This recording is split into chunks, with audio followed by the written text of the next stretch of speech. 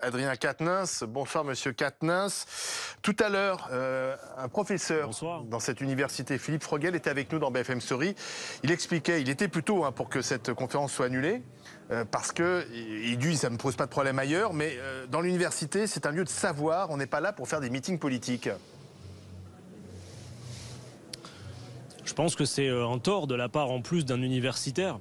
Quiconque connaît l'université, c'est que l'université est un lieu où la liberté d'expression est sacralisée, où la liberté politique est sacralisée dès lors qu'elle ne trouble pas l'ordre public ni n'empêche les enseignements de se dérouler, ce qui était le cas en l'espèce. Vous savez, des conférences comme celle-ci, il y en a d'organisées depuis plusieurs semaines, elles se déroulent toutes très bien, mais depuis quelque temps, nous voyons un cortège de censeurs qui ont surtout la volonté que ce que nous avons à exprimer sur le sujet israélo-palestinien ne s'exprime pas et qui essayent de faire haro sur ce type de conférence. Je crois que ce soir, tous les démocrates devraient avec nous protester contre cette censure.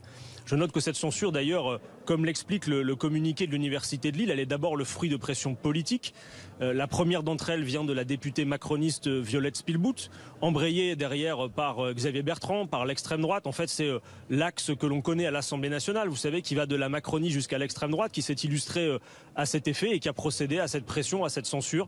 Et je crois que cela est assez inquiétant et signe un climat délétère, et c'est la raison pour laquelle nous pensons que ces censeurs ne doivent pas avoir le dernier mot, et que si l'université malheureusement n'a pas pu résister à cette pression, eh bien dans tous les cas la conférence aura lieu, puisqu'elle doit avoir lieu. Il n'est pas question qu'en France on vienne comme ça faire pression politique pour interdire des conférences. Et je crois que même celles et ceux, vous savez, qui ne partagent pas notre discours politique devraient être à notre côté pour protester contre cette censure. Oui, pardon, mais il y a deux choses. La première chose, c'est que c'est une conférence qui ressemblait plus à un meeting politique, puisque vous venez avec une candidate, Rima Hassan, aux élections européennes. Donc il y a une campagne. Et puis la deuxième chose, c'est le logo qui pose problème, semble-t-il. Le logo de l'association Libre Palestine, qui est sur l'affiche de cette conférence, et qui montre un territoire qui englobe Israël, la Cisjordanie, la bande de Gaza comprise, et qui donne l'impression que finalement, s'il y a un État palestinien, on ne sait pas où on mettra les Israéliens. Et c'est ça aussi qui a choqué et qui peut créer de la tension. D'abord, Olivier Truchot, il y a deux choses dans votre question. D'abord, sur la première, s'agissant du fait de faire de la politique à l'université, jusqu'à preuve du contraire, non seulement ça n'est pas interdit, et je crois même que la politique, c'est pas quelque chose de sale, il ne faut pas en avoir peur. Non, faire de la politique, et y compris assumer de parler des élections à l'université, ça n'est pas interdit. Non, il ne s'agit pas d'un meeting.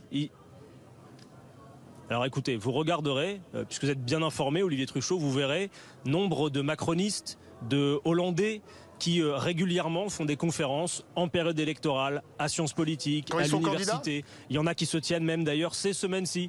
Mais en tout cas, ils soutiennent des listes, et ça va sans dire, vous le savez très bien. Donc il faut arrêter l'hypocrisie. On a le droit de faire de la politique et de prôner un certain nombre d'idées, y compris à l'université, dès lors qu'on respecte le cadre qui est posé. Vous savez que l'Université de Lille avait validé cette conférence, que l'association que vous mettez en cause a été agréée par l'université, par la préfecture. Alors après... Comme tout est prétexte à la polémique, j'entends la polémique sur le logo.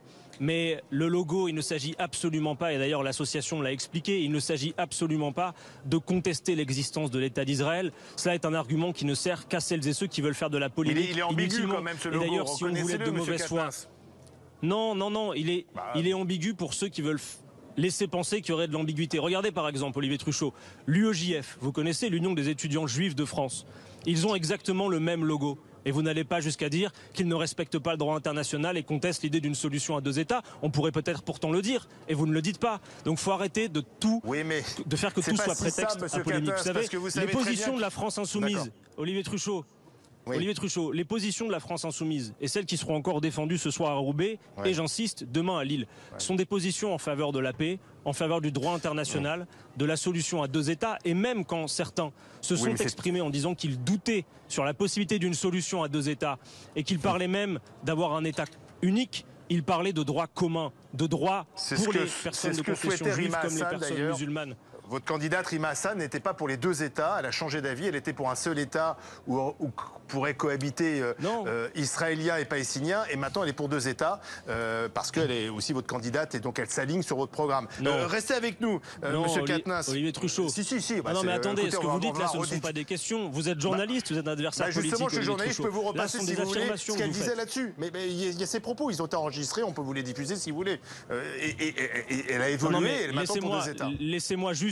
Laissez-moi juste, Olivier Truchot, laissez-moi juste les contextualiser d'un mot, s'il vous plaît. Oui. Rima Hassan fait partie de ces gens qui sont favorables à la solution à 2 États, mais comme beaucoup de gens qui vivent la situation sur place, qui connaissent depuis des années la colonisation, doutent de cette solution et ont exprimé le fait qu'à défaut d'avoir une solution à 2 États que nous souhaitons, il faudrait en tout cas des droits communs. Vous savez aujourd'hui que sur le sol israélien, vous n'avez pas les mêmes droits selon que vous êtes de confession juive ou de confession musulmane. Voilà la réalité. Nous sommes le camp de la paix. Nous sommes le camp du droit et du droit international. Et personne ne nous fera dire autre chose que ce que nous disons. Et je crois que vous-même, comme journaliste, comme conscience éveillée, vous devriez aujourd'hui sur votre plateau, j'aurai pas l'occasion de vous suivre, mais contester durement contre l'annulation de cette conférence. C'est une honte et ça signe une ère pré-fasciste qui est très inquiétante.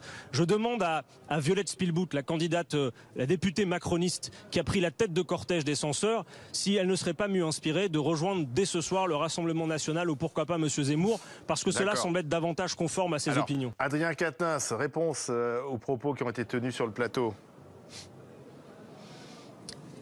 Je les écoute depuis un moment et je trouve ça vraiment exaspérant, véritablement. Je trouve que la dégradation du débat public, elle est finalement là. C'est là qu'elle s'incarne, voilà.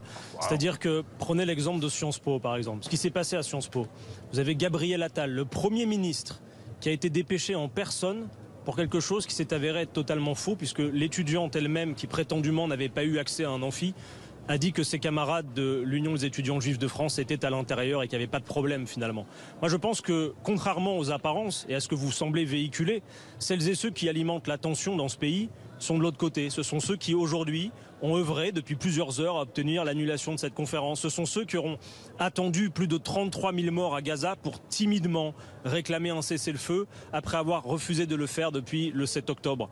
Et que, évidemment, une situation géopolitique s'apprécie dans toute sa complexité. Et que si les actions qui ont été commises par le Hamas le 7 octobre sont absolument détestables et sont des actes terroristes, ce qui n'est pas la même chose que de qualifier une organisation qui n'est pas reconnue par tous comme telle, y compris par vos collègues de l'AFP, que vous n'avez pas insulté d'antisémite que je sache, vous savez, tout ça participe d'une grande confusion du débat. Si aujourd'hui, vous laissez entendre qu'il y aurait un problème avec les gens de confession juive dans les discours que nous tenons, de défense de la solution à 2 États, de la reconnaissance de l'État de Palestine, ça c'est de la grande confusion. Vous avez des gens qui sont de confession juive et qui ne sont pas d'accord avec ce qui est en train de se passer à Gaza, avec le fait que vous avez la Cour de justice internationale qui a reconnu le risque génocidaire, que l'ONU aussi a pris des résolutions et que ce sont des femmes, des enfants par dizaines de milliers qui sont massacrés à Gaza. Voilà tout simplement ce qui se passe. Vous savez, évidemment que ce qui s'est passé le 7 octobre, les civils qui ont été touchés sur le sol israélien, c'était absolument abject.